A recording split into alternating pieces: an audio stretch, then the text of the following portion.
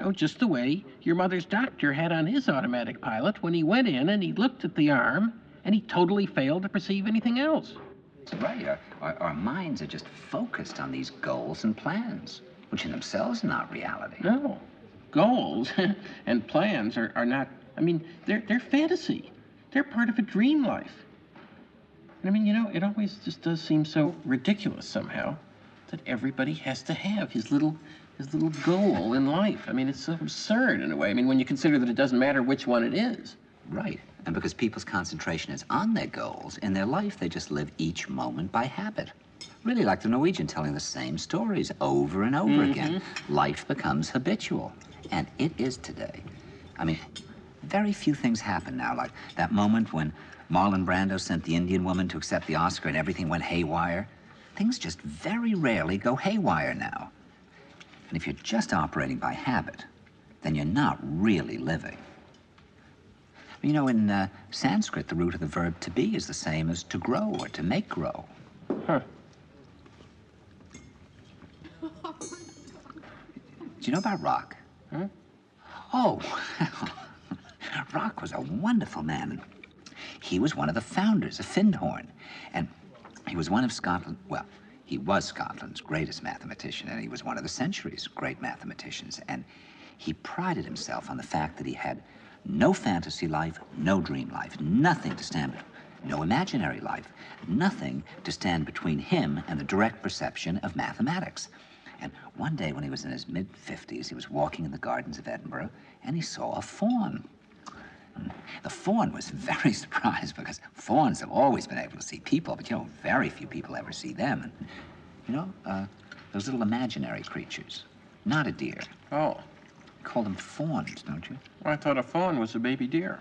Yeah, well, there's a deer that's called a fawn, but these are like those little... Oh, the kind that Debussy... Right. Well, so he got to know the fawn, and then he got to know other fawns, and a series of conversations began, and more fawns would come out every afternoon to meet him, and he'd have talks with the fawns. And then one day after a while, when, you know, they'd really gotten to know him, they asked him if he would like to meet Pan, because Pan would like to meet him. But of course, Pan was afraid of terrifying him because he knew of the Christian misconception which portrayed Pan as an evil creature, which he's not. But Rock said he would love to meet Pan, and so they met, and Pan indirectly sent him on his way on a journey in which he met the other people who began Findhorn. But Rock used to practice certain exercises like, for instance, if he were right-handed, all today he would do everything with his left hand. All day, eating, writing, everything, opening doors, in order to break the habits of living. Because the great danger he felt for him was to fall into a trance out of habit. He had a whole series of very simple exercises that he had invented just to keep seeing, feeling, remembering. Because you have to learn now. It didn't used to be necessary, but today you have to learn something like, are you really hungry, or are you just stuffing your face? Because that's what you do out of habit. I mean, you can afford to do it, so you do it, whether you're hungry or not. You know, if you go to the Buddhist meditation center, they make you taste each bite of your food, so it takes 2 hours. It's horrible to eat your lunch, but you're conscious of the taste of your food.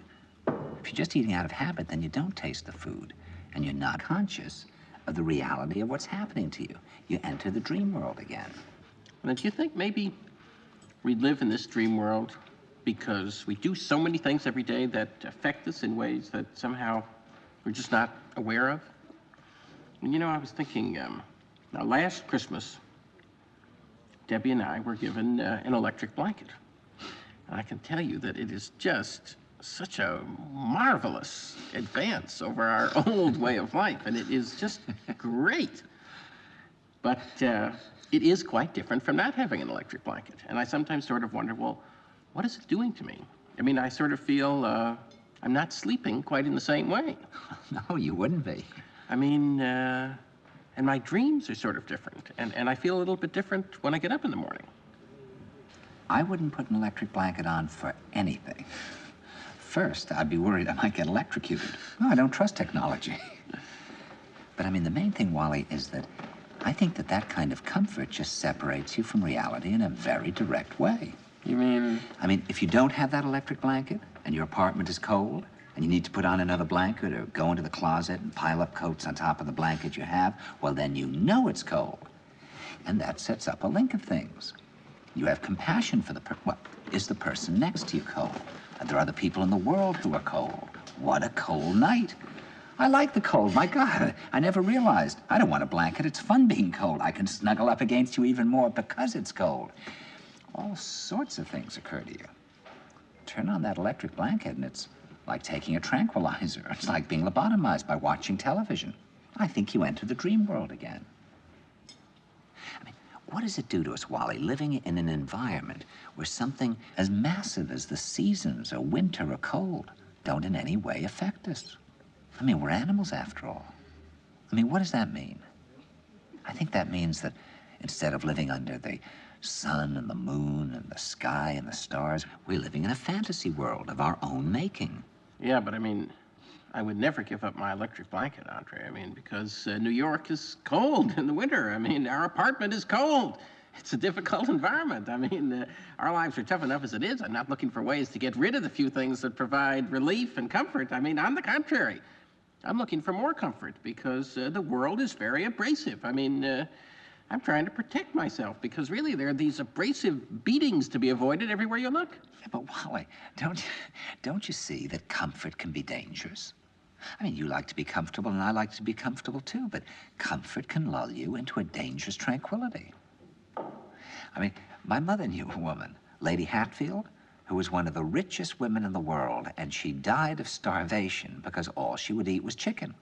I mean, she just liked chicken, Wally, and that was all she would eat. And actually, her body was starving, but she didn't know it because she was quite happy eating her chicken, and so she finally died. See, I honestly believe that we're all like Lady Hatfield now. We're having a lovely, comfortable time with our electric blankets and our chicken, and meanwhile, we're starving because we're so cut off from contact with the reality that we're not getting any real sustenance. Because we don't see the world. We don't see ourselves. We don't see how our actions affect other people.